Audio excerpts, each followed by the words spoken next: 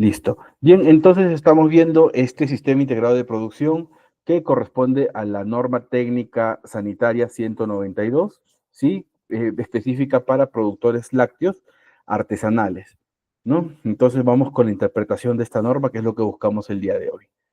Bien, aquí te muestro parte de la norma, ¿no? Y te indica cuál es, primero, ¿no? ¿Cuál es la finalidad? Y te dice, contribuir a proteger la salud de la población que consume productos lácteos artesanales elaborados por por organizaciones de productores o micro y pequeñas empresas, ¿no? Y personas naturales, también te dice, a nivel nacional que se dedican a la producción de quesos frescos, quesos semimadurados y yogur. Ese es su alcance, solamente esos productos, ¿sí? A través de la implementación del sistema integrado de producción, ¿no? ¿Y qué diferencia tiene de repente esto no sé, de un PGH con digesa simple, ¿no? Es que aquí también va a intervenir, ¿no? Lo que son las buenas prácticas ganaderas, ¿sí? Ya te habla de un rastreo desde la materia prima, ¿sí? Esa es una diferencia bastante importante en comparación con otras normativas que te ven los prerequisitos del sistema HACCP, ¿sí? ¿Cuál es el objetivo? Te dice, establecer las disposiciones sanitarias para la implementación del sistema integrado de producción en la elaboración de productos lácteos. Específicamente, te dice, quesos frescos, quesos semimadurados y yogur, elaborados por las organizaciones de productores de micro y pequeñas empresas y personas naturales, ¿no? ¿Por qué de repente no considera otros productos, no sé, manjar blanco, otros? Porque no son considerados como alimentos de alto riesgo.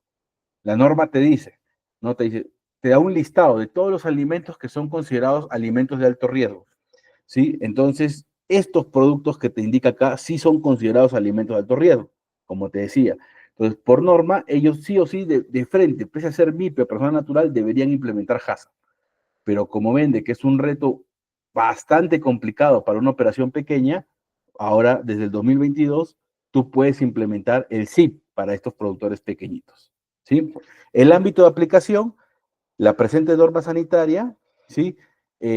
Es de aplicación a nivel nacional y comprende las organizaciones de productores, MIPES y personas naturales a nivel nacional que se dedican a la elaboración de productos lácteos artesanales, específicamente quesos frescos, quesos semimadurados y yogur.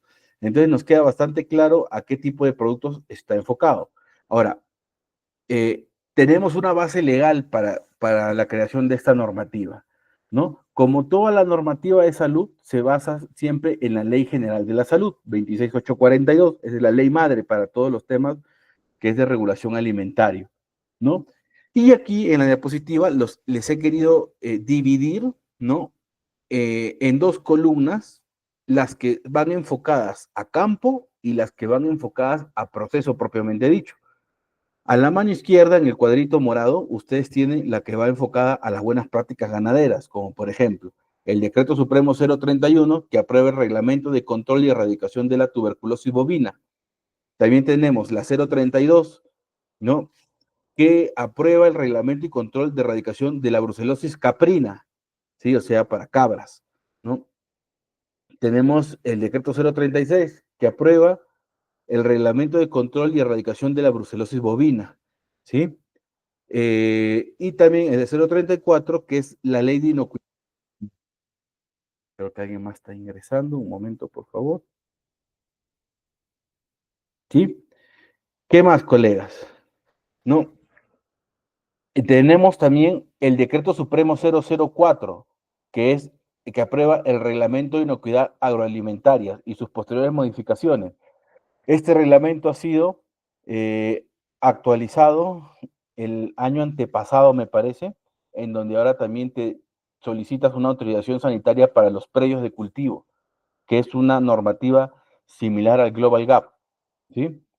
Y por el otro lado, de las normativas que ve la parte de procesamiento, tenemos, bueno, con la que siempre trabajamos, los que trabajamos con alimentos industrializados, el Decreto Supremo 007 del año 98, ¿no? Que es el Reglamento de Vigilancia y Control Sanitario de Alimentos y sus modificaciones, que hay una modificación que también te habla acerca de por cuánto tiempo puedes implementar el PGH después para pasar a HACCP, para hacer MIPE, ¿sí? Pero en este caso, para el SIP no te indica un tiempo, ¿no? O sea, no, hasta el momento esta normativa no he visto que tenga una modificatoria, entonces no te dice por cuánto tiempo tienes que implementar el SIC para que pases a ser HACCP. De repente se actualiza en los próximos años, sí, ¿no? Tenemos el Decreto Supremo 007 del Ministerio de Agricultura, que es una norma que ha tenido bastante controversia, que es el reglamento de leche y productos lácteos y sus modificatorias. ¿Por qué? Principalmente porque inicialmente para la leche fresca sí te consideraba parámetros microbiológicos y después ya los retiró. Entonces ha habido un poco de incongruencia con algunas normativas de Digesa, ¿no? Entonces por ahí un poco complicado, ¿sí? Luego tenemos la resolución ministerial 624, perdón, ¿no? Que es la norma sanitaria que establece la lista de alimentos de alto riesgo, y esa es la que te decía, ¿no? En esa norma, colegas, si gustan después la pueden ver a detalle, te indica cuáles son el listado de alimentos que pese a ser MIPE tienes que sacar HACCP para procesar, ¿sí? Eh, pero esta normativa, la que estamos viendo ahorita, la 192, la NTS 192, es la salvedad a esa norma, ¿sí? Es la excepción a esa norma. Entonces, continuemos, colegas. Un momento, por favor. Vamos a continuar. Luego, quería ver un poco de definiciones con ustedes, ¿sí? Porque vamos a estar hablando de en estos términos durante la capacitación y básicamente para todos estar con el vocabulario homogéneo, ¿no? Primero, ¿no? Importante definir qué es un alimento elaborado industrialmente. Eh, un alimento elaborado industrialmente, bueno, te dice acá esta norma, también denominado como alimento fabricado, se refiere a todos aquellos alimentos transformados a partir de materias primas de origen animal, vegetal y animal, o la combinación de estos, ¿no? Utilizando procedimientos físicos, químicos o biológicos o la combinación de estos procedimientos para obtener alimentos de consumo humano. O sea, si ha tenido una transformación física, química o biológica, sí, ya se considera un alimento industrializado. ¿Sí? En tal sentido, ¿el yogur es un alimento industrializado? Sí, ¿no? ¿El queso es un alimento industrializado? Sí, porque han tenido transformaciones físicas y, por ejemplo, también el yogur ha tenido transformaciones biológicas, ¿no? Entonces, ya vendrían a ser alimentos industrializados, ¿sí? Eh, en la, en la normativa de la 007 es un poco más amplia la definición, entiendo que lo han sacado a partir de esa norma, ¿sí? Pero uy, está bastante bien, ¿sí? ¿Qué más, colegas? ¿Qué más? También la definición de leche, ¿sí? Te indica que es la secreción mamaria normal de animales lecheros sanos obtenidas mediante una o más ordeños, sin ningún tipo de adición o extracción destinada al consumo en forma de leche líquida o a la elaboración ulterior, ¿no? Y acá tenemos un concepto importante, ¿sí? Donde ya entran algunos parámetros de transformación que te dice cuándo se denomina leche cruda, ¿sí? Es la leche destinada al consumo directo o a su uso como insumo primario para productos lácteos que no ha sido calentada a más de 40 grados, ni se ha sometido a ningún tratamiento que tenga un efecto equivalente. Y aquí quiero hacer un paréntesis, colegas.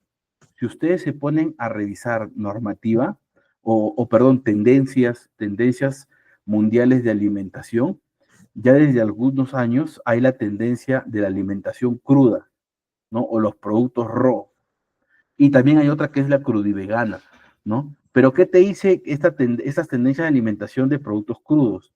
Es de que los alimentos no sean tratados a temperaturas mayores a los 40 grados, ¿sí? Me interesa esto porque, miren, la definición que te dan aquí en esta norma, yo entiendo de que lo están haciendo en congruencia, en concordancia con lo que te demandan las nuevas tendencias de alimentación que tiene sus detractores este tipo de alimentación, sí, porque hay bastante gente que toma lo que llaman la leche bronca o la leche cruda, que es la que se toma y no ha pasado los 40 grados, ¿no? Y hay una probabilidad muy alta de contaminación con patógenos ahí, ¿no? Pero bueno, es lo que actualmente el mercado está demandando, ¿no? Y mira, y en cierto punto aquí ya lo están reglamentando, ¿no? Entonces, por ahí me parece que está bastante bien. Luego te indica la pasteurización, que es una medida eh, de control microbicida que utiliza el calor con el objetivo de reducir la cantidad de microorganismos patógenos de cualquier tipo que puedan estar presentes en la leche y los productos lácteos, líquidos o en un nivel en los que no se entrañe ningún tipo de peligro significativo para la salud. Las condiciones de la pasteurización están concebidas para destruir efectivamente los microorganismos, ¿no? Como de la tuberculosis, ¿no? O también la Coxiella burmete, ¿sí? Entonces, básicamente que son patógenos que pueden ser contagiados por estas prácticas ganaderas, ¿no? Principalmente, es lo que se busca. Ahora, y justo aquí en las imágenes te ponían los ejemplos, ¿no? Eh, Ahí tienes productos elaborados industrialmente, ¿no? Que actualmente ya están en la categoría de artesanales por esta norma, esos dos productos, pero tenemos otro producto que sí es un producto propiamente dicho artesanal, por ejemplo, el pan, que tiene un tiempo de vida menor a las 24 horas, que podemos encontrar en las panaderías de las esquinas, ¿no? Las panaderías tradicionales. Por ejemplo, estos productos, como ese pan, no requieren un registro sanitario, ¿no? Ellos pasan una fiscalización con la municipalidad o con la direza, ¿no? Y tienen su propia normativa para panificadoras, pero a diferencia de los otros, sí requieren un registro sanitario, ¿no? Pero están dentro de una categoría de artesanal, ¿no? En función a estos parámetros que ahorita te vamos a mencionar, ¿sí? ¿Qué es artesanal para Digesa? ¿No? Primero vamos con la definición de producto lácteo, que es un producto obtenido mediante cualquier elaboración de la leche que puede contener aditivos alimentarios y otros ingredientes funcionales necesarios para la elaboración. Hasta ahí estamos bien, ¿no?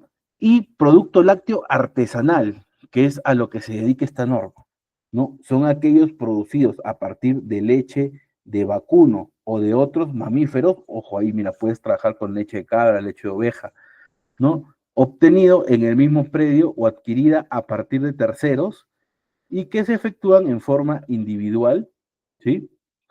Familiar o asociativa hasta un máximo de 5.000 litros diarios promedios anualizados.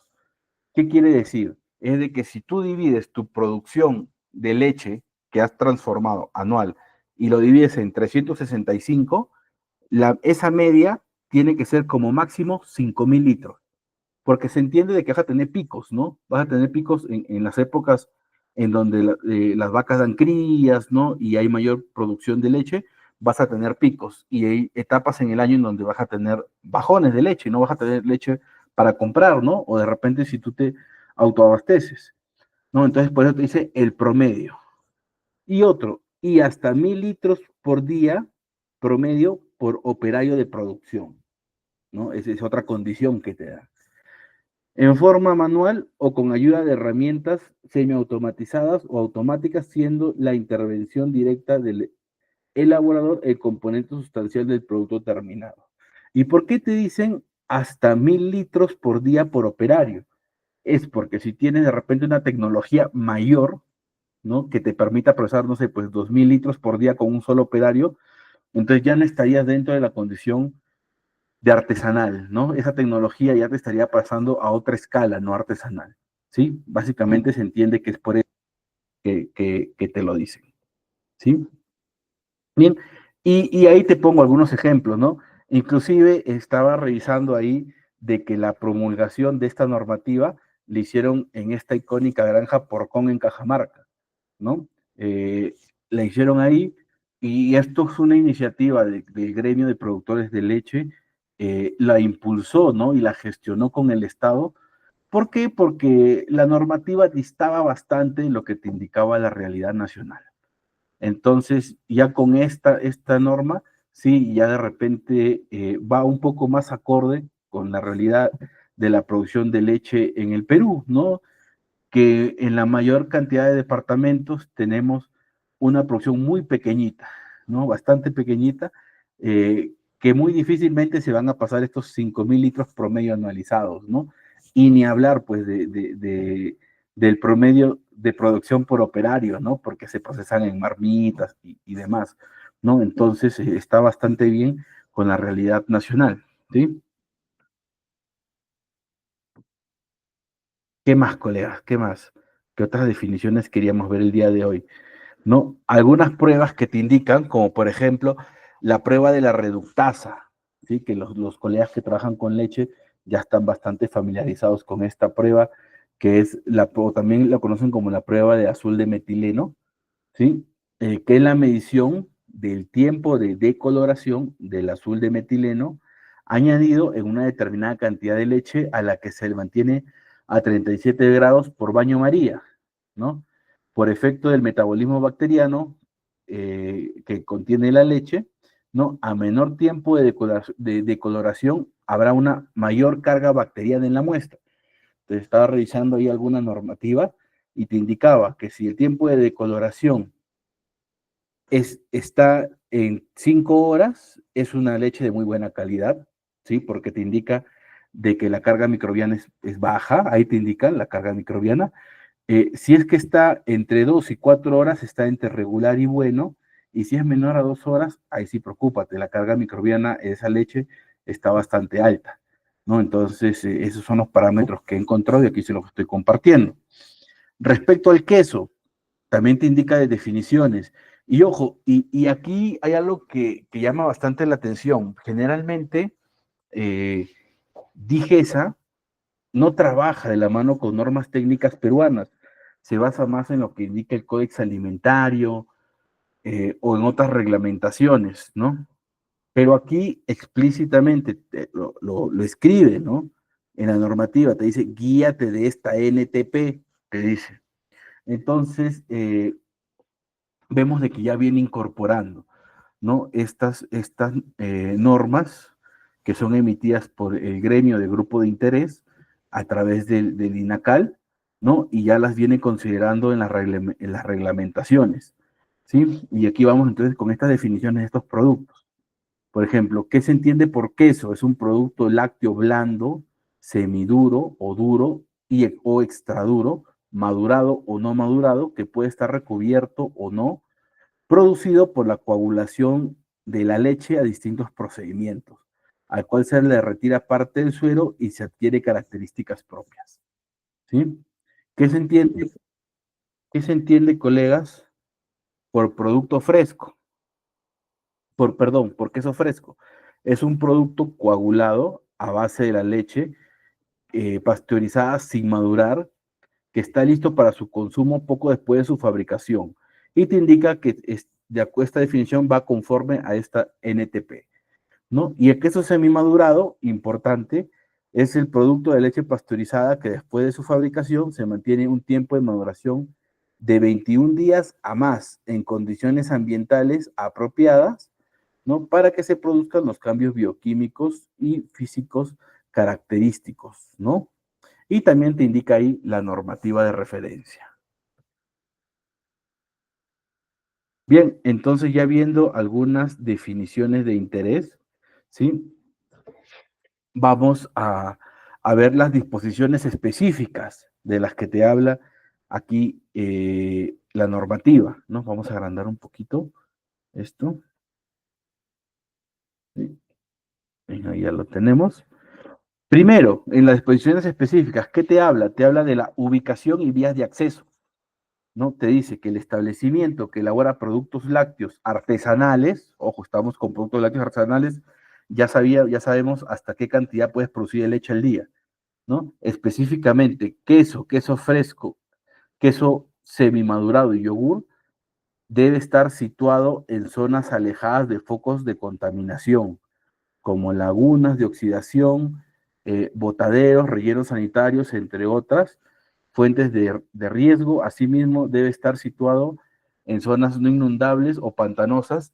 Y a mí me parece súper bien de que lo hayan puesto así y que hayan retirado el tema del metraje.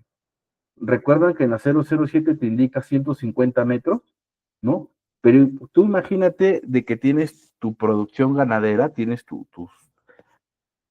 corrales ganaderos, y dentro de tu predio quieres implementar, ¿no? Tu plantita de productos lácteos. Si es que tú le pones las barreras respectivas, vas a poder tener tu planta de lácteos a una distancia prudente de tu zona de producción ganadera, ¿no? Y ya no te va a limitar esos 150 metros que te decía, ¿no? Entonces, por ahí estamos bien, ¿sí? ¿Qué más, colegas? Respecto a la infraestructura de instalación, te dice, las infraestructuras, te dice, las infraestructuras de los establecimientos donde se elaboren los productos lácteos artesanales deben estar en buen estado de conservación y asimismo los materiales que se utilicen en su construcción deben facilitar la limpieza y la desinfección. Colegas, en ninguna parte te están diciendo usa mayólicas, usa cemento, usa este otro material, no, ¿no? Pero por las características que te dice de fácil limpieza y desinfección, ¿no? Hay algunos que sí se van a prestar y otros que no, ¿sí? Inclusive actualmente hay ya paneles sanitarios, en donde entonces es un armazón de fierro y a eso tú le incorporas tus paneles sanitarios y ya tienes tu planta. Y si en algún momento te quieres trasladar o ampliar, simplemente lo modificas. Eso está bastante bien, ¿sí? ¿Qué más? Los establecimientos, instalaciones donde se elaboren productos lácteos artesanales deben asegurar que las operaciones que se realicen bajo las debidas condiciones de higiene, garantizando que el producto de elaboración mantenga una secuencia continua desde la llegada de la materia prima hasta la obtención del producto terminado, evitando la contaminación cruzada. ¿A qué se refiere eso? A que tenga una correcta disposición del flujo de proceso. Sí, entonces ahí te mostraba dos tipos de flujo de proceso que están bastante bien, eh, como un flujo en U y un flujo en I, y ahí te indica, por ejemplo, te habla de la recepción de la materia prima, el almacenamiento de esa materia prima, la producción y luego el despacho. Lo mismo acá, pero está en flujo en I, ¿no? Recepción de la materia prima, almacenamiento de materia prima, producción y despacho, ¿no? Y de esta manera, este tipo de flujo te va a impedir que tengas una contaminación cruzada. Colegas, si es que ustedes están implementando su planta desde cero, preocúpense en que sea un flujo en U, un flujo en I o un flujo en L, ¿no? Eh, Muchas veces, porque no tienes de repente las áreas correspondientes o el distanciamiento correspondiente para implementar tu flujo de proceso, eh, haces puede generar alguna contaminación cruzada, como un flujo en P, ¿no? Que es donde, por donde ingresa tu materia prima, por ahí sale tu producto terminado. Entonces, vas a tener que implementar, si es que es el flujo que estás manejando, vas a tener que implementar procedimientos por horarios, ¿no? Para que no haya esa contaminación, pero siempre va a haber una probabilidad mayor ahí de la contaminación cruzada. Entonces, si es que estás diseñando de cero, preocúpate en eso, ¿no? De que este flujo te ayude a prevenir la contaminación cruzada, colega. ¿Qué más te dice la norma? ¿Qué más te dice la norma? ¿Sí? Te dice lo siguiente respecto a los servicios básicos. Estamos en disposiciones específicas, seguimos en el mismo punto de disposiciones específicas. ¿Sí? Eh, Te dice lo siguiente, ¿no? El abastecimiento de agua. Los establecimientos de elaboración de productos lácteos artesanales deben contar con una cantidad de agua suficiente y apta para el consumo humano para las diferentes etapas del proceso productivo, ¿no? ¿Y de dónde se están basando? Del Reglamento de Calidad de Agua para Consumo Humano, que es el Decreto Supremo 031 del 2010, ¿sí? De esas se están basando. El agua utilizada en todas las etapas del proceso productivo e higiene del establecimiento debe ser apta para el consumo humano y debe provenir de la red pública o pozo o tanque cisterna o de otra fuente de abastecimiento debidamente cloradas. Y te dice, el cloro libre residual debe ser como mínimo 0.5 partes por millón, ¿no? y autorizadas, también te dice, ¿no? De que es de donde tú estés tomando el agua sea una fuente autorizada. Ya sabes que si tramitas un pozo, si haces un pozo en tu predio, lo tienes que gestionar, ¿no? Con la Autoridad Nacional del Agua, ¿no? O las que haga sus veces en donde estés ubicado. Entonces tienes que hacer la debida gestión. Y ahora, desde el punto de vista de inocuidad, te indica de que como mínimo debe haber una cloración de 0.5 partes por millón. Te está hablando del cloro libre residual. En la actualidad hay varios instrumentos para hacer la medición del cloro. ¿Sí? Lo puedes hacer desde el punto de vista colorimétrico. También hay equipos electrónicos para medir el cloro y que ya actualmente son mucho más accesibles en tema de costo. Esto es importantísimo porque si tu agua no está cumpliendo con las condiciones mínimas, en vez de hacer una correcta limpieza, vas a estar generando de repente una contaminación. Y recuerda que muchos procesos de producción de queso, por ejemplo, eh, puede haber un contacto directo con el agua. Por ejemplo, cuando haces queso, ustedes lavan la cuajada, ¿no? Lavan la cuajada con el agua. Y si esa agua no está en condiciones, vas a empezar a contaminar ese queso, ¿sí? Entonces deben tener cuidado con eso, colegas. Acá hay una pregunta de colega. Nos dice, si es agua de pozo, se debe tratar por utilizar, sí, colega. Debe estar tratada. Lo que te indica aquí la normativa, te dice como mínimo 5 partes, 0.5 partes por millón de cloro libre residual, ¿sí? Pero si usted revisa esta norma, ¿sí? Y te vas al anexo 1 y al anexo 2, vas a encontrar de que hay más parámetros y son con los que deberías cumplir para tu planta. Sí, si bien es cierto, acá la norma es un poco más flexible y te dice 0.5 partes por millón de cloruro residual, pero yo los invito a que lean esta normativa, reglamento de calidad de agua para el consumo humano y mínimamente que cumplan con el anexo 1 y 2. ¿Sí? Eso, colegas, eso. Y acá hay unas consultas. Eh, y dicen que no pasan por filtros y osmosis inversa. Mire, con el proceso que pase, colega, con el proceso que pase y que cumpla con lo que diga en el anexo 1 y 2 de esta norma, ya estás bien, ¿sí? Puede ser de repente porque filtros hay bastantes, ¿no? De carbón activado, filtros multimedia, filtros pulidores, ¿no? Entonces, depende para la característica de agua que estés utilizando, ¿no? Y no de repente necesariamente osmosis inversa, ¿no? De repente puede haber otra tecnología, no lo sé, colegas, pero la idea es de que tu agua cumpla con lo que dice acá en la norma. Recuerden que en la actualidad hay diferentes tipos de tecnología para tratar el agua, inclusive hay plantas de proceso pequeñitas que lo puedes usar para tu autoconsumo, ¿sí? Al colega Juan Carlos nos dice cómo se hace el trámite en el ANA. De verdad, colega, desconozco, ¿no? Cómo qué trámite se puede hacer con el ANA, sí, pero lo que sí te dice en la norma, colega Juan Carlos, lo que te dice la norma es que si vas a hacer vas a hacer tu propio punto de agua, debe estar autorizado, o sea, te lo da el ANA.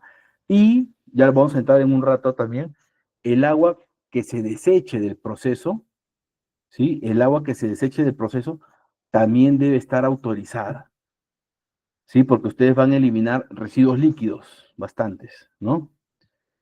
Eso, colega. Aquí el colega Alberto dice, si desea extraer agua del suelo, debe tener una autorización, claro, ¿sí? Se debe tener una autorización, ¿sí? Te dan una autorización, ¿sí? ¿Sí, colegas? Listo, entonces continuemos.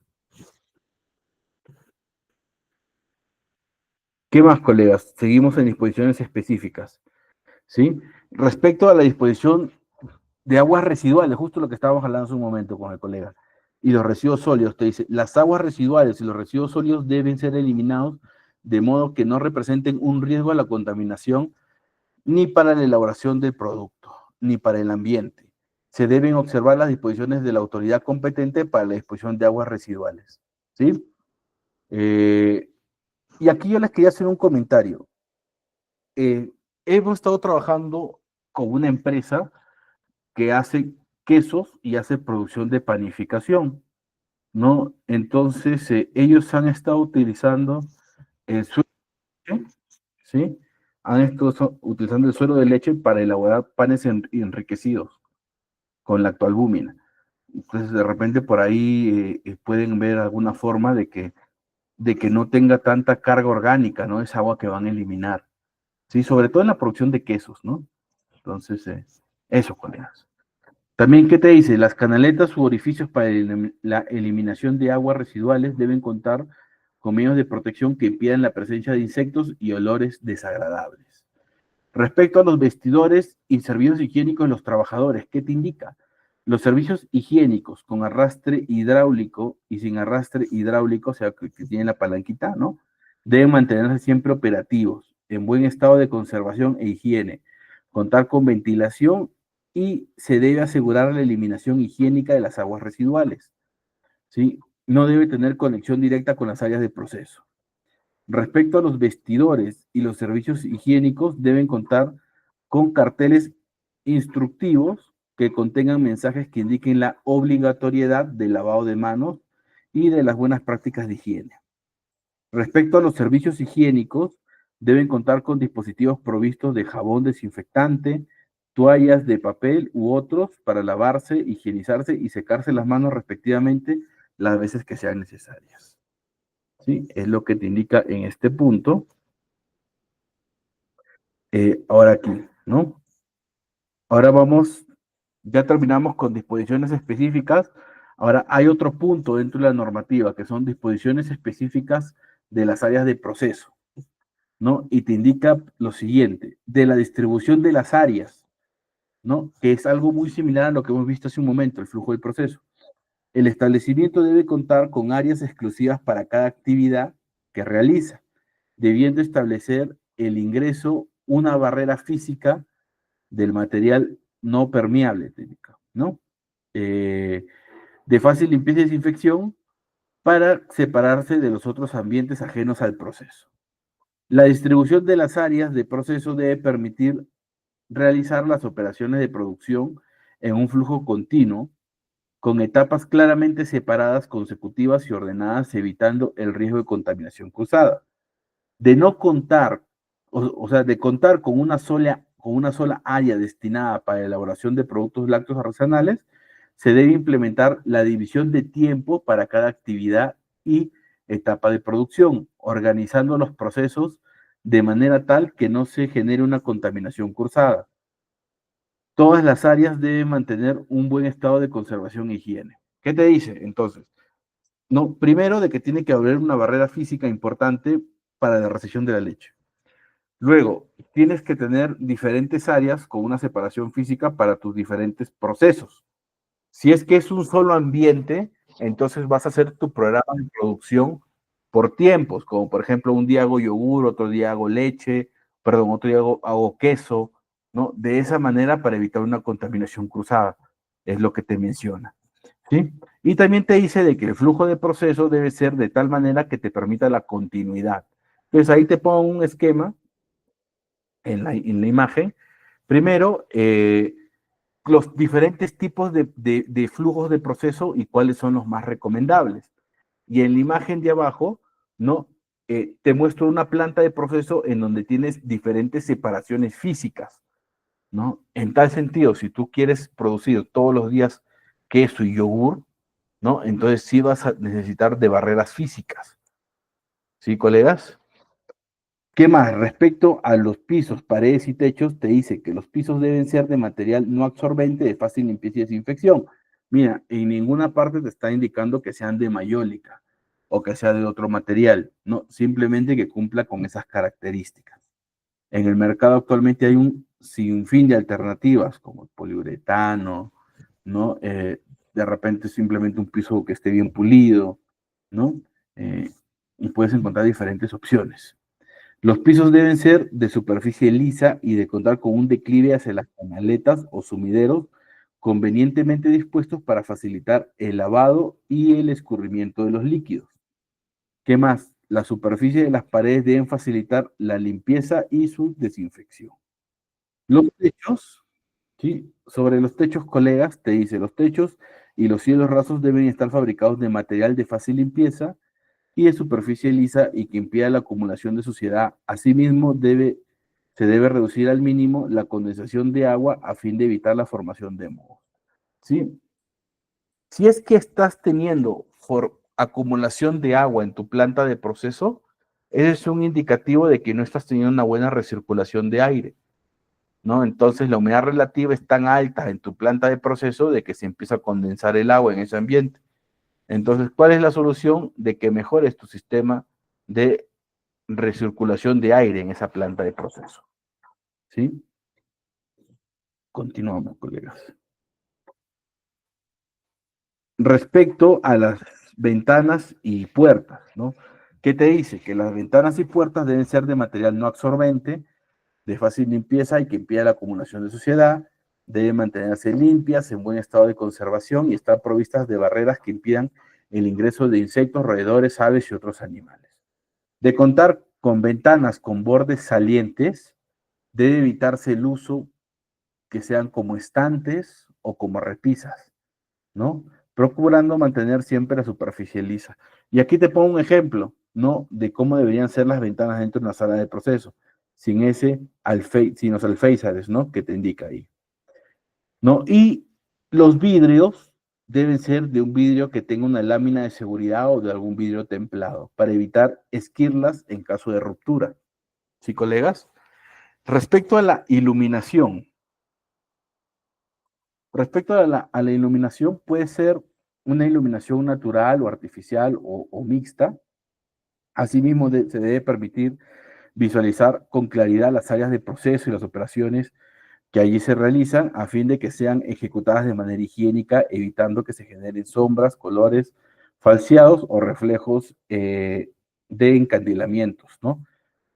En la 007 sí te indica en función a los luxes, en esta normativa no, pero si gustas te puedes guiar de la 007 que te indica la cantidad de luxes por área que debes tener, ¿sí?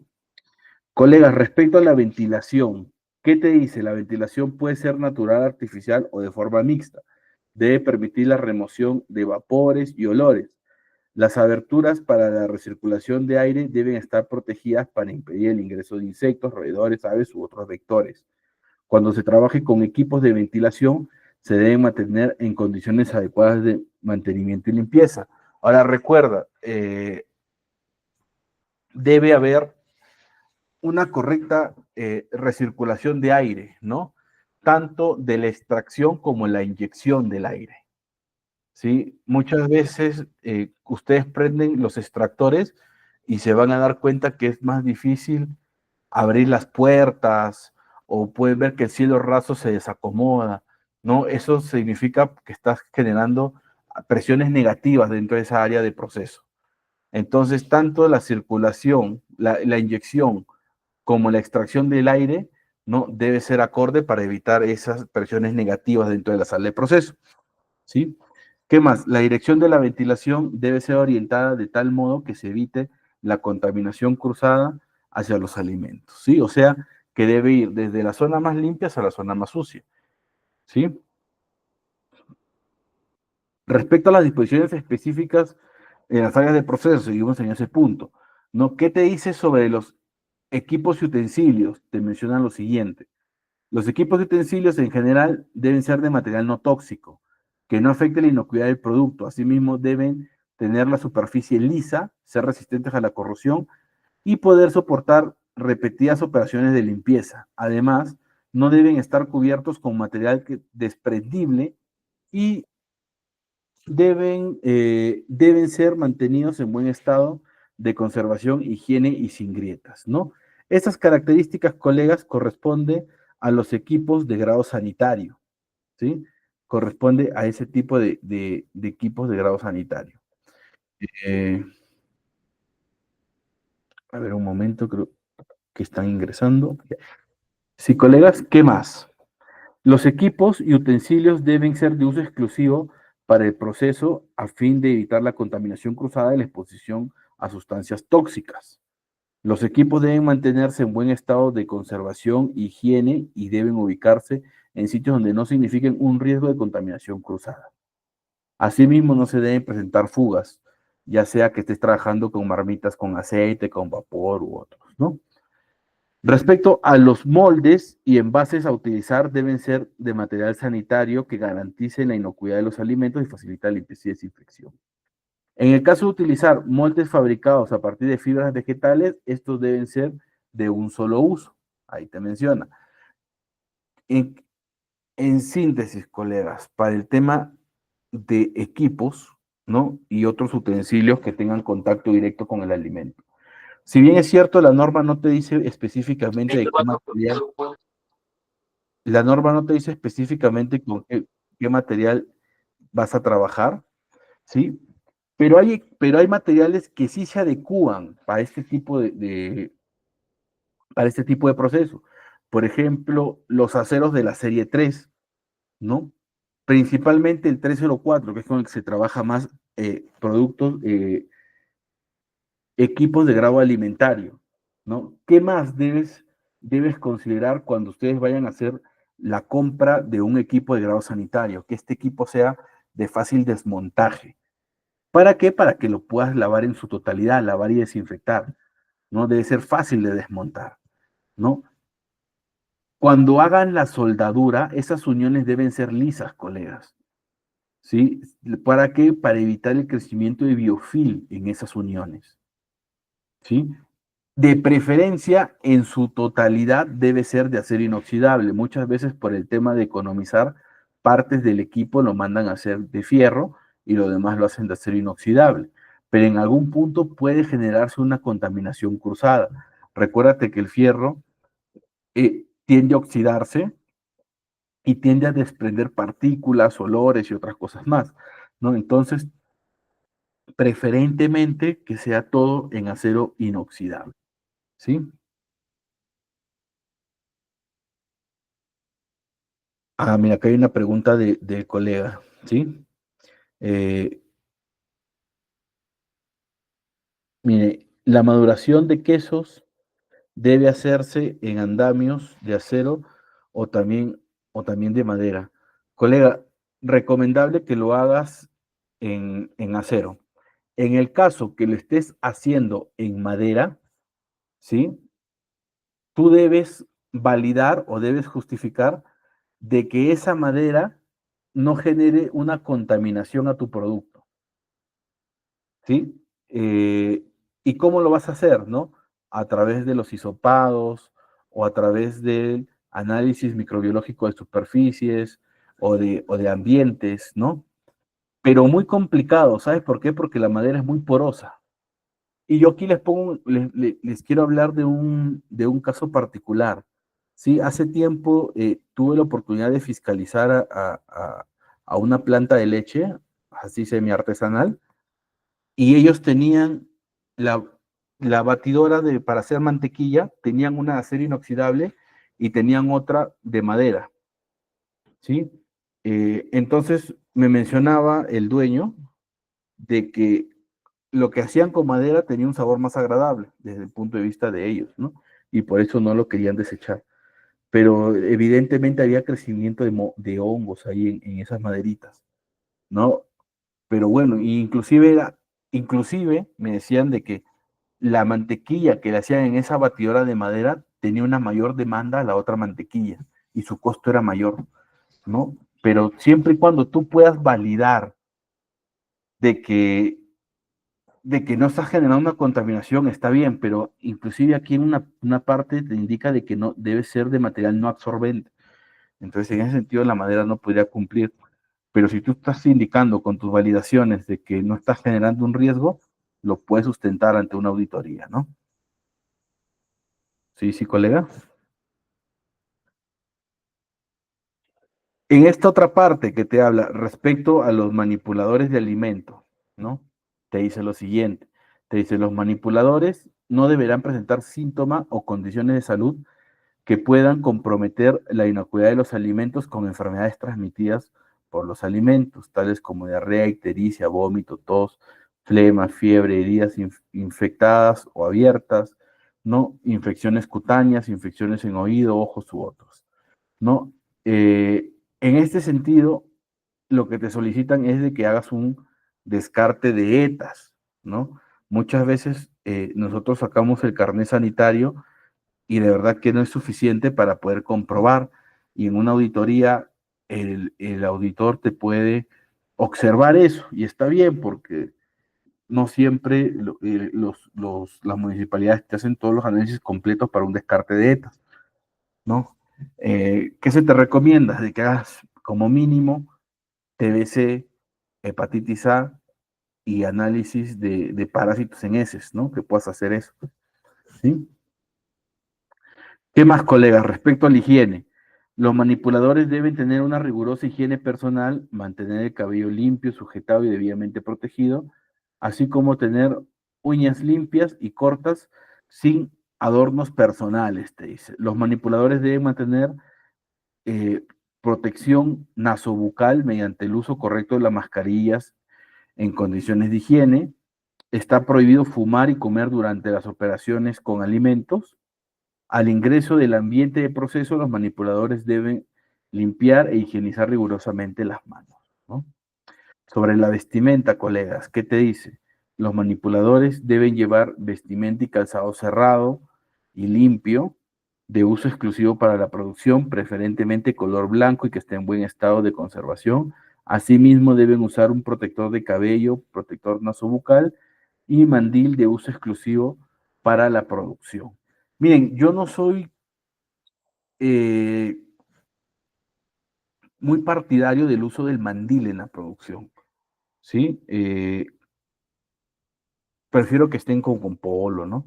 De repente se refiere, mira, si se refieren a este mandil impermeable para que no te mojes, está bien. Pero si se está refiriendo de repente a estos mandiles tipo guardapolvos, no. Sí, porque se te enganchan en las máquinas y todo eso. Sí, entonces si es que es sobre un mandil para que no te estés manchando, eso sí está bastante bien, dependiendo de la operación que estés realizando, ¿no? Pero si es que estás pensando ponerle guardapolvo a tus operarios, no. Prefiero que sea un pantalón y una chaqueta, ¿no? A que esté con un guardapolvo.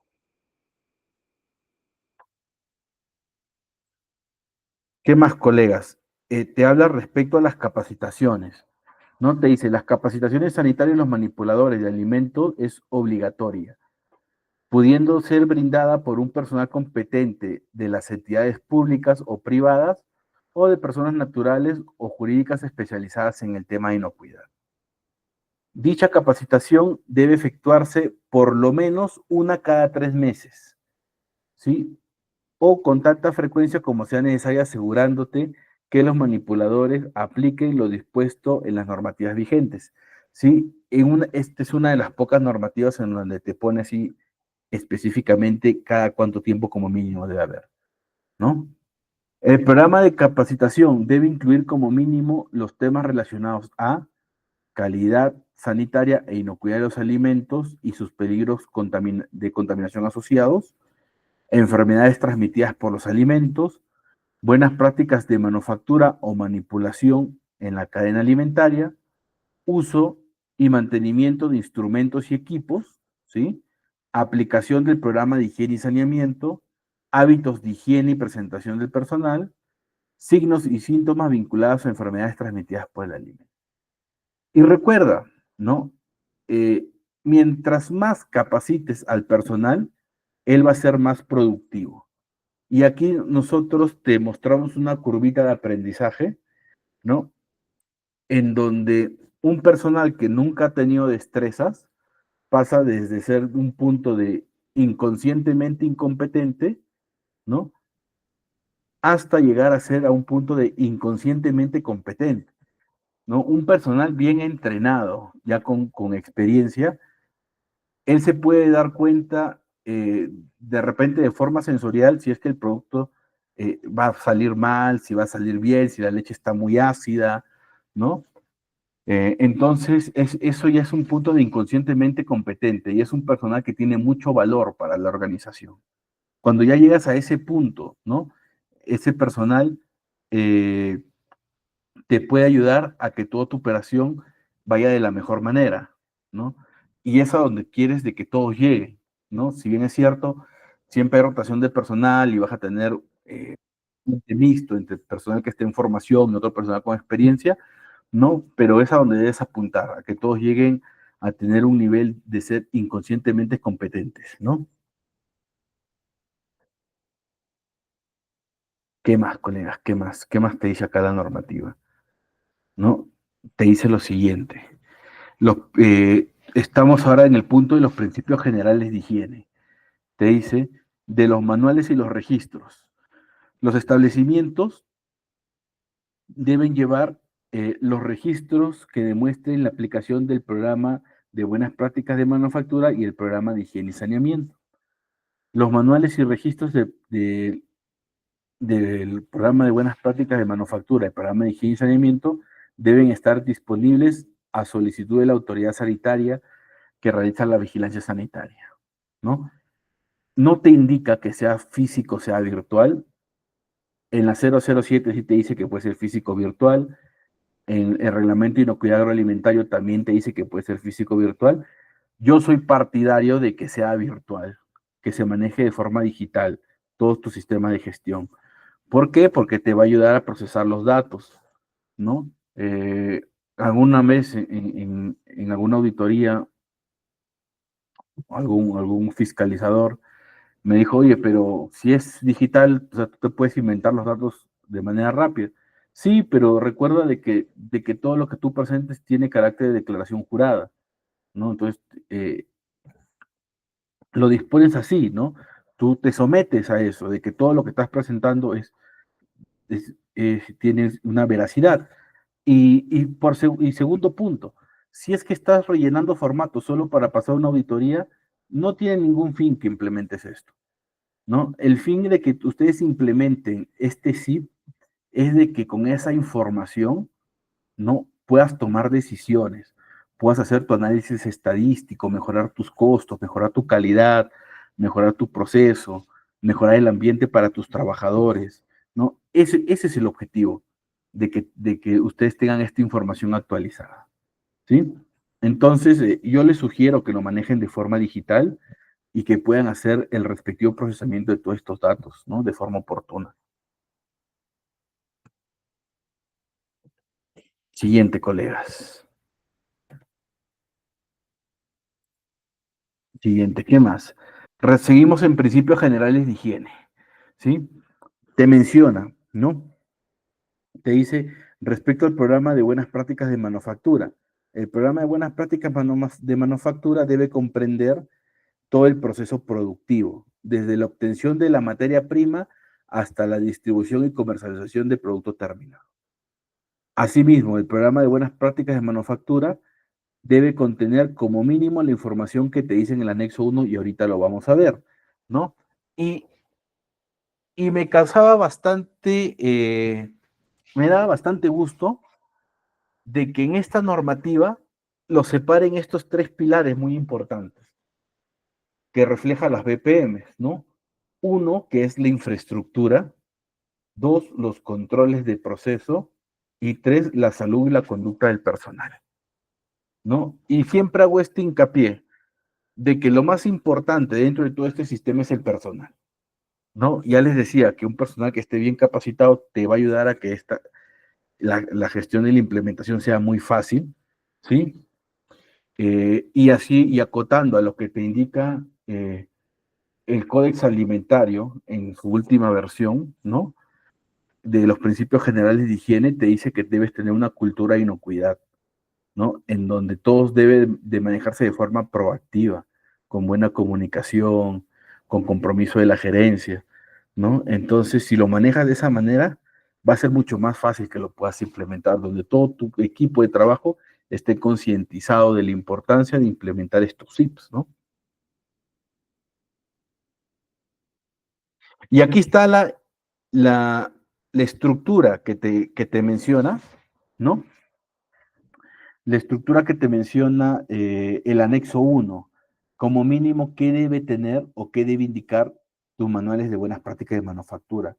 Uno, ¿no? Te dice infraestructura, dos, manipuladores y tres, buenas prácticas de aplicación al proceso de elaboración.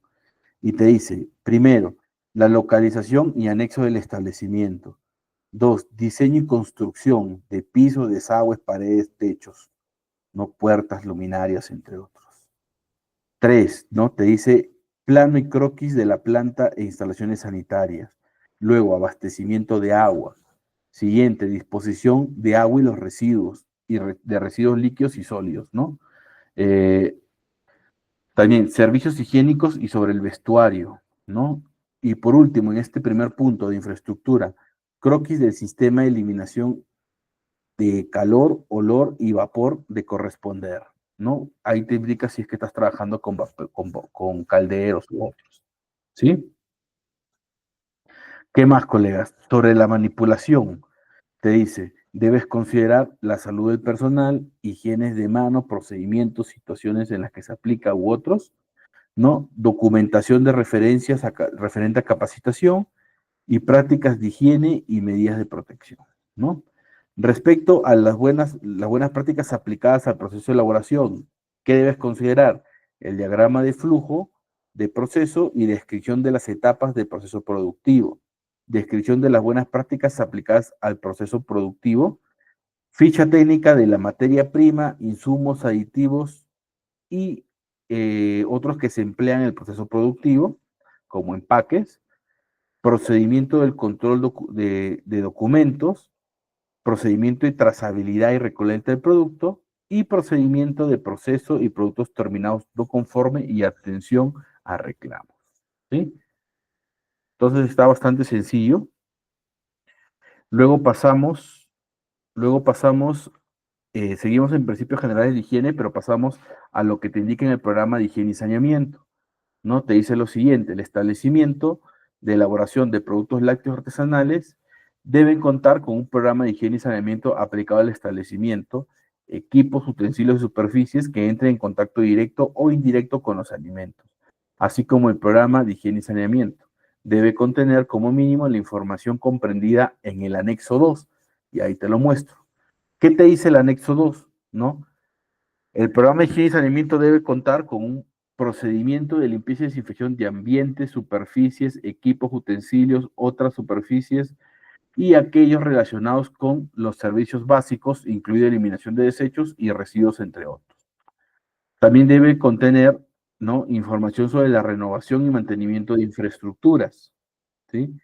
Y aquellos relacionados con los servicios básicos, incluido el ajuste y la calibración de los instrumentos de medición, ¿no? También los productos de limpieza y desinfección que se utilizan y las cantidades, el etiquetado de almacenamiento y manejo de productos químicos, cronograma y responsables de la limpieza y desinfección de superficies, equipos, utensilios y aquellos relacionados con los servicios básicos, control de la operatividad de los servicios básicos, control del agua segura, programa de prevención y control de plagas, procedimiento de limpieza y desinfección de vehículos, de materia prima y productos terminados, y procedimiento de disposición de residuos sólidos.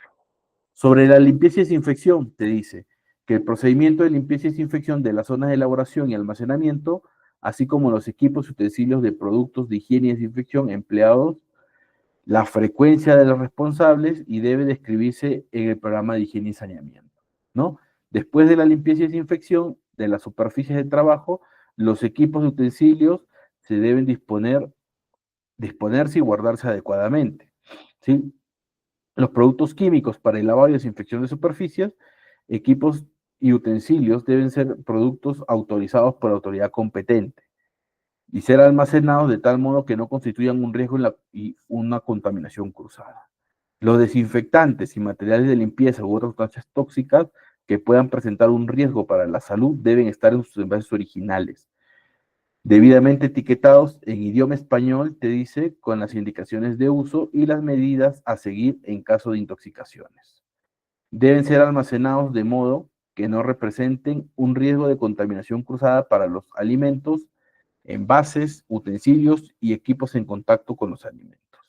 La manipulación de estos químicos se debe realizar por personal capacitado, ¿sí? Entonces, es lo que te menciona respecto al programa de higiene y saneamiento, ¿sí? Recuerda que todo insumo químico que ustedes compren para planta deberá tener, ¿no?, su resolución directoral, que eso ahí sí se refiere a la autorización del producto, su ficha técnica y su hoja de seguridad, ¿no? Debes tener eso para eh, que puedas utilizarlo, para que pueda ser adecuado para su uso dentro de tu operación, ¿no? Es recomendable, colegas, para las personas, bueno, que trabajan en la industria láctea, ¿no?, que puedan utilizar una mezcla entre detergentes alcalinos y detergentes ácidos, ¿no? ¿Por qué? Por la característica de la materia con la que estás trabajando, ¿no?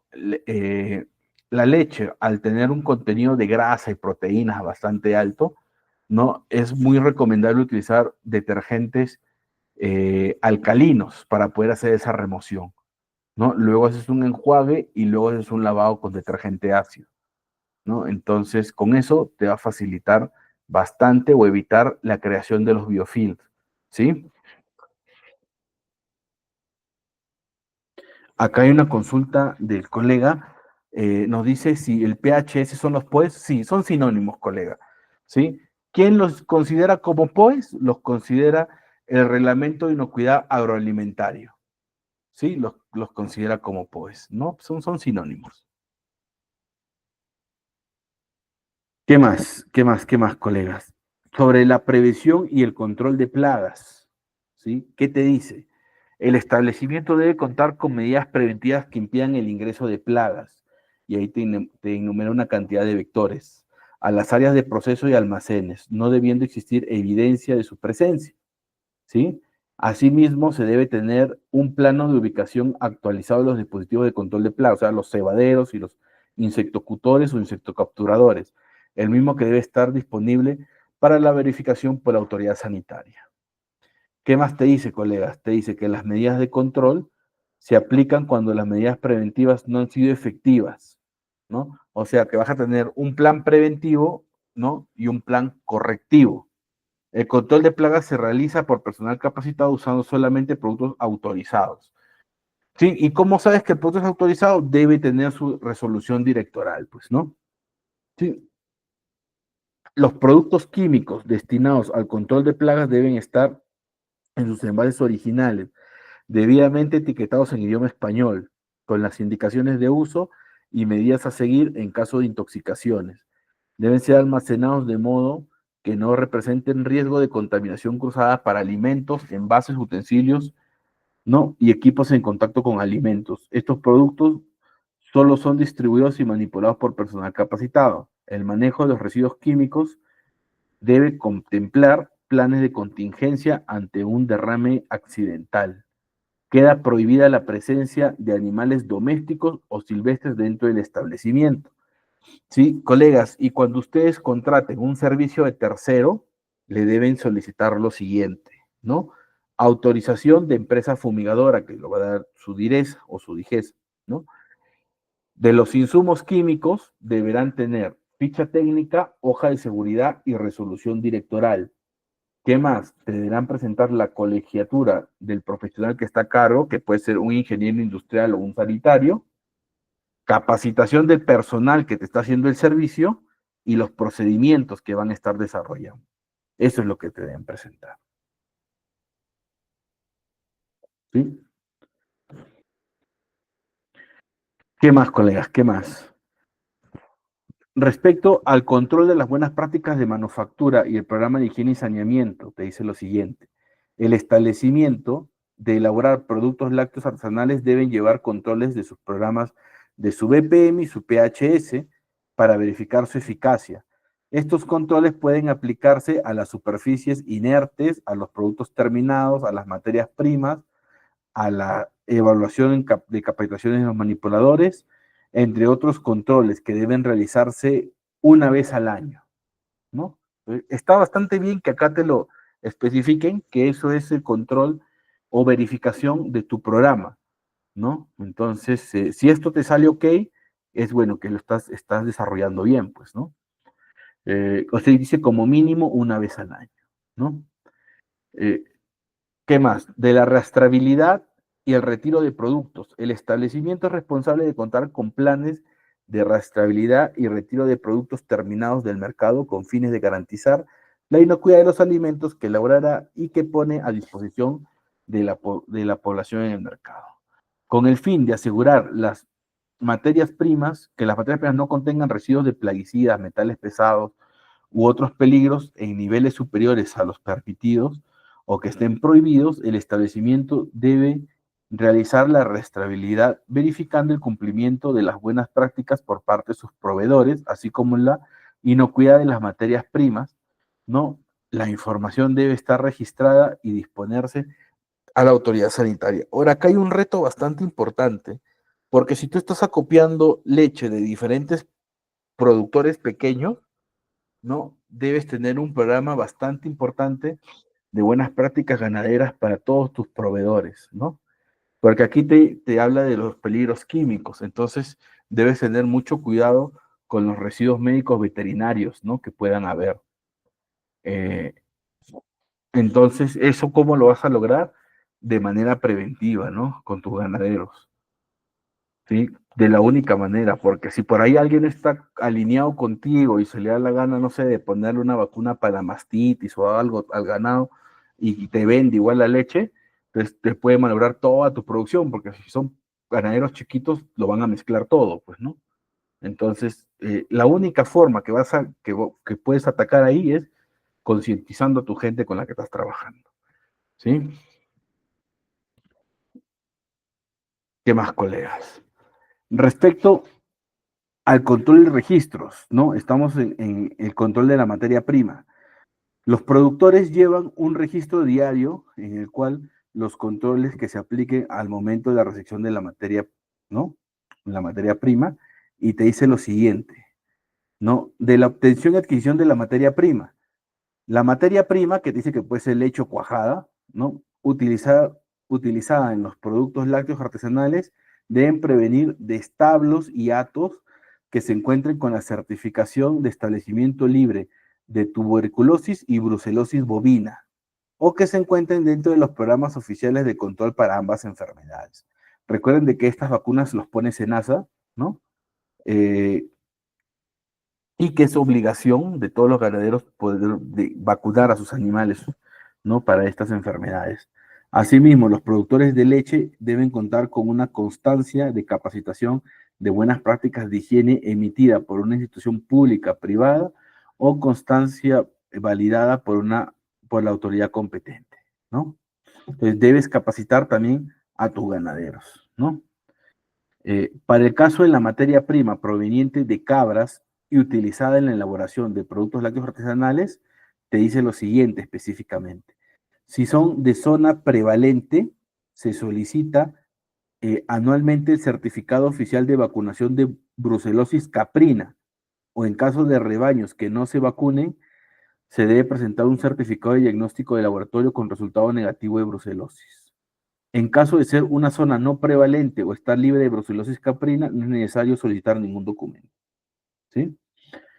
Si la materia prima utilizada en la producción de productos lácteos artesanales proviene de centros de acopio, estos deben contar con la autorización sanitaria de establecimiento otorgada por la autoridad competente, SENASA, ¿no?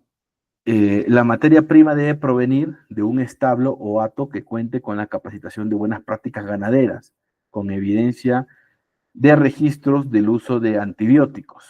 ¿Y en dónde podemos encontrar información, ¿no? Para este tipo de buenas prácticas ganaderas, de buenas prácticas de ordeño?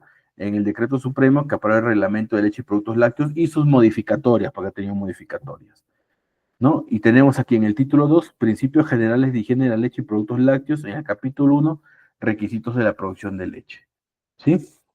Y ahí les dejo es el decreto supremo 007 del 2017 y ha tenido sus posteriores modificatorias, ¿sí? Colega, respecto al control de la materia prima, te dice, del transporte de la materia prima debe transportarse en condiciones tales que impida, ¿no?, la contaminación cruzada y o la proliferación de microorganismos y que proteja contra la alteración o daños en el envase, ¿no?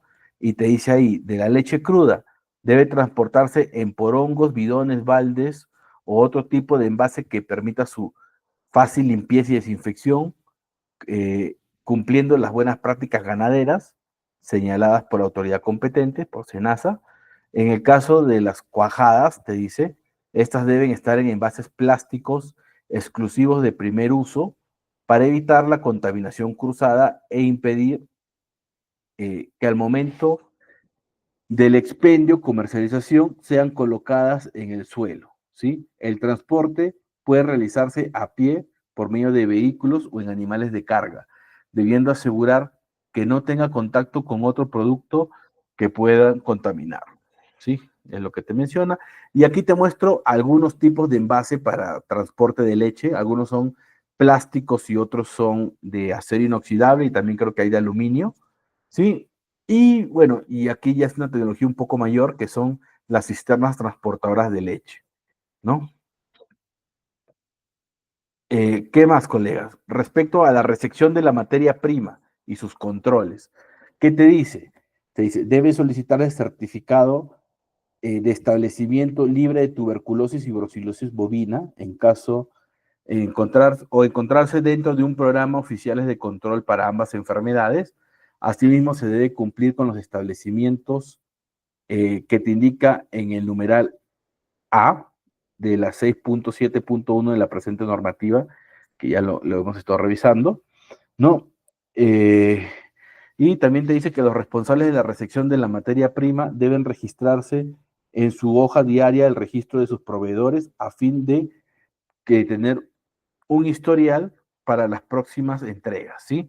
Cuando se reciba la leche se deben realizar ensayos simples como la determinación de la densidad, la prueba del alcohol o la prueba de la reductasa que la estábamos viendo al inicio. La leche cruda es recibida en recipientes sanitarios de uso exclusivo, limpios, desinfectados y en buen estado de conservación. De utilizar tamices y o sistema de filtrado, estos deben ser de uso exclusivo y de material resistente a las repetidas operaciones de limpieza y desinfección, ¿no? Para que no originen contaminación cruzada. Ahí en las imágenes te muestro de que están reseccionando leche y lo están vaciando por filtros, ¿no? Por tamices, para de repente retirar alguna materia extraña que pueda encontrarse en esa leche. Si la materia prima es la cuajada, esta debe proceder de leche pasteurizada y debe estar transportada en envases de plástico tipo bolsas de primer uso u otros recipientes sanitarios.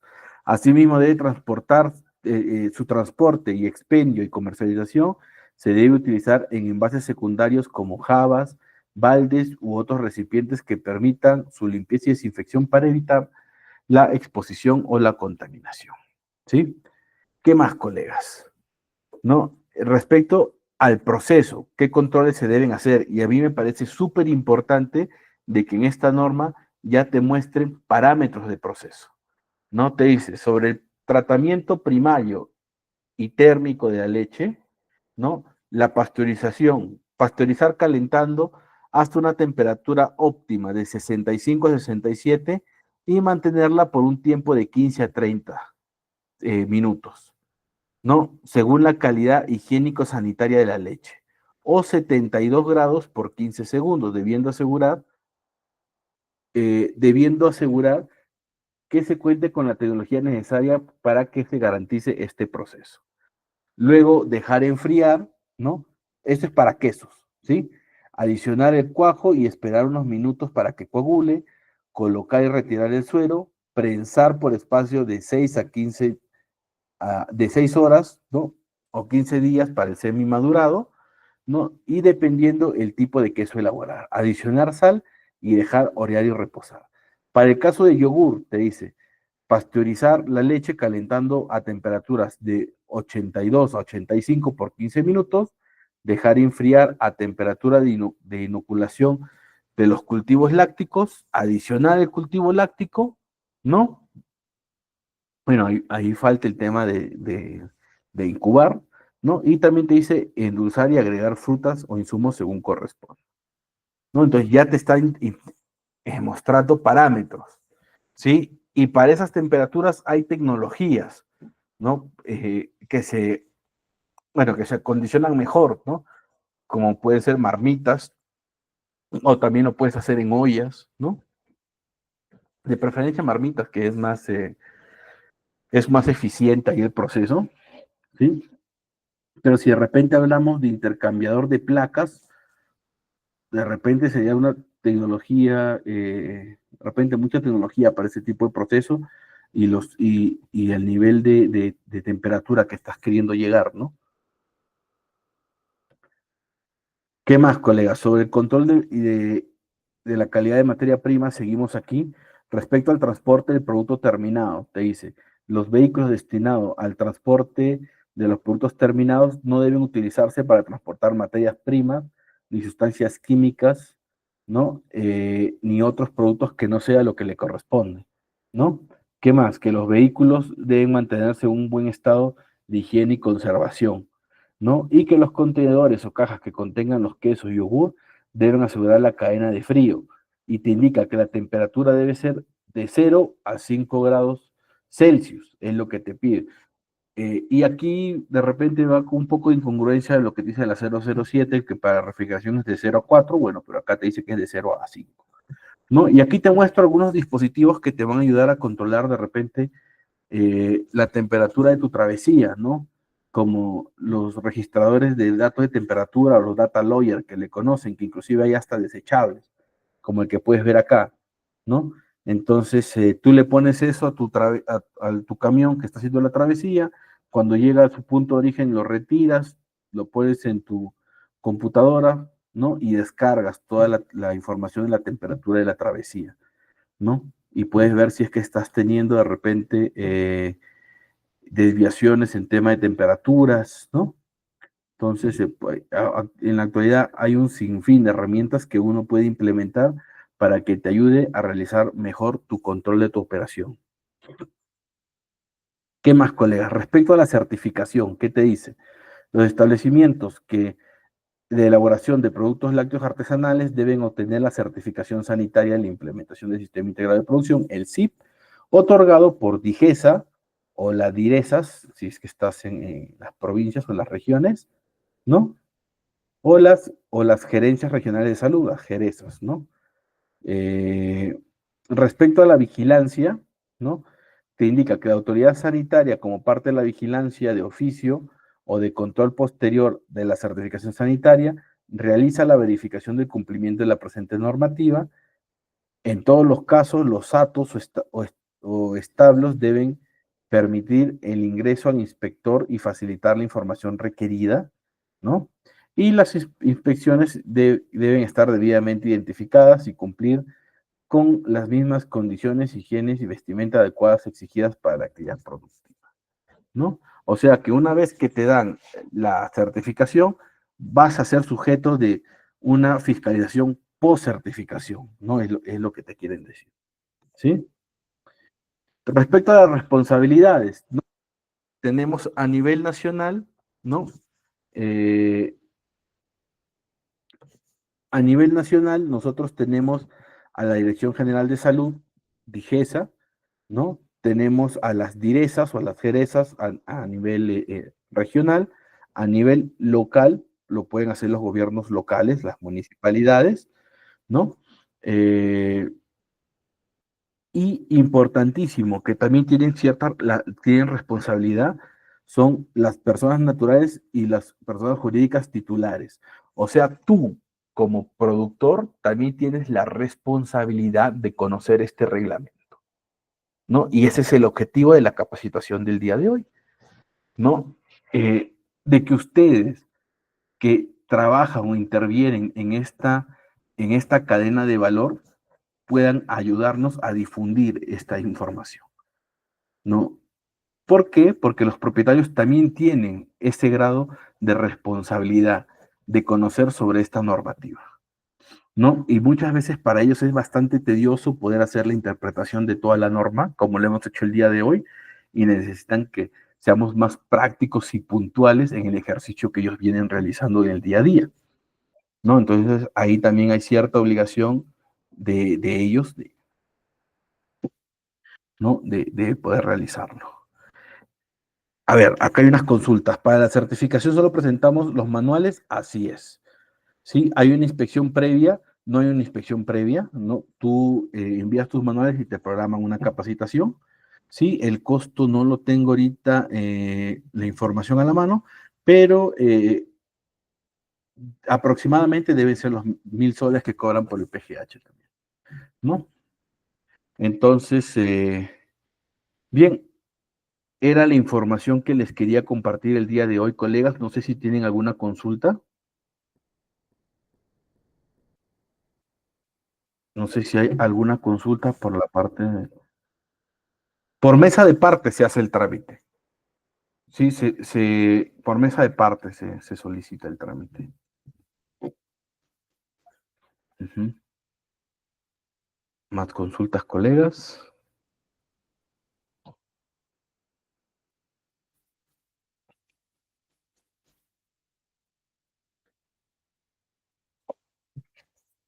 Bien, no habiendo más consultas, recuerden que si alguien requiere el certificado por esta charla, se puede contactar conmigo. Sí, aquí les dejo mi número y nos va a ayudar a poder seguir trayendo estos cursos gratuitos para ustedes. Sí, la próxima semana tenemos el curso de elaboración de fichas técnicas, ¿sí? Y la siguiente tenemos el curso de rotulado de alimentos, ¿no? Bueno, muchas gracias por, ¿no? por participar, ¿sí? En los cursos de IQ Master y esperamos contar con ustedes los siguientes fines de semana, ¿no? Con estos cursos cortos de información puntual, ¿no? Para ustedes. Sí, entonces, sin más, les agradezco por su tiempo y muchas gracias, estimados colegas.